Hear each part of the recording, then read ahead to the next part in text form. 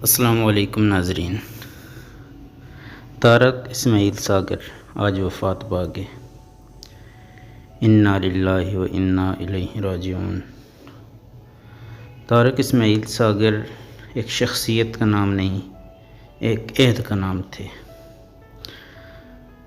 طارق اسماعیل ساگر جو لوگ کتب سے واقف ہیں، جذبہ حب الوطنی رکھتے ہیں، وہ ان کی ایک ایک لفظ کو جانتے ہوں گے۔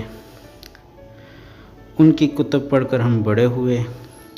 وطن کی محبت کے جذبے سے لبریز ان کی کتابیں۔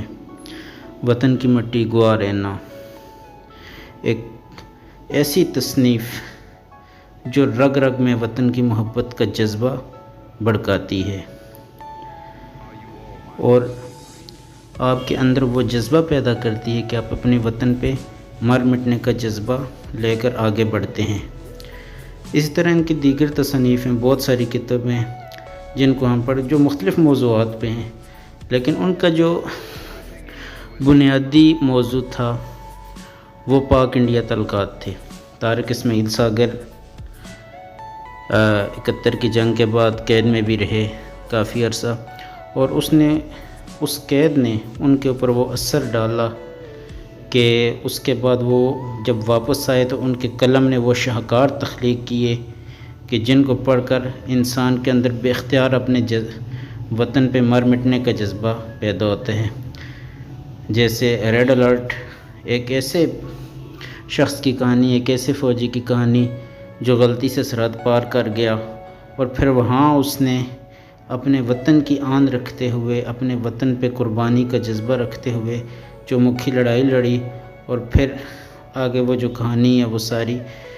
اسی طرح ان کی اگلی کتاب جو ہے محاصرہ، وہ ایک ایسی کتاب ہے جو وطن عزیز کے اندر پنپتی سازشوں اور افغانستان وار اور ان سارے معاملات کے اندر آنکھیں کھول دینے کی، اور اس کے اندر جو ہمارے اپنوں کی سازشیں ہیں، جو غیروں کا کردار ہے، جو دشمنوں نے اپنے ایجنٹس ہمارے اندر پھیلا ہوئے ہیں، اس حوالے سے بہت بہترین ان کی کتاب ہے۔ اس طرح حیدران اللہ کے شعروں کی وہ کتاب ہے جو ہمیشہ ہمارے اندر جو ہے پیدا کرتی ہے کہ حضرت علی کے ماننے والے کیسے نعرہ حیدری لگا کر آگے بڑھتے ہیں اور دشمن پر ٹوٹ پڑتے ہیں۔ تو اس طرح ان کی ایک تصنیف سراہے جانے کے قابل ہے۔ اس طرح عراق کے پس منظر پہ لکھی گئی ان کی کتاب یلغار ہے، جس میں عراق کے اندر جتنے حالات تھے اور پھر وہاں کے جو محب وطن لوگ تھے، جو ان کے لڑنے اور مر مٹنے کا جذبہ رکھنے والے لوگ تھے، جو اسلام کی خاطر اور وطن کی خاطر قربان ہونا جانتے تھے، ان کی پھر داستان ہے۔ اور پھر اس میں ایک ایسے مجاہد کی داستان جس نے ناکو چنے چبوا دیے پوری دنیا کی ایجنسیز کو، اور یہ ساری چیزیں جو ہیں طارق اسماعیل ساگر کا لازوال قلم جو تھا اس سے نکلی۔ اسی طرح ان کی افسانوں کی کتاب ہے پورب کی سمت۔ اب پورب کی سمت میں ان کے چھوٹے چھوٹے افسانے شامل ہیں، لیکن اس میں بھی کچھ افسانے ایسے ہیں جو وطن کی محبت سے لبریز ہیں۔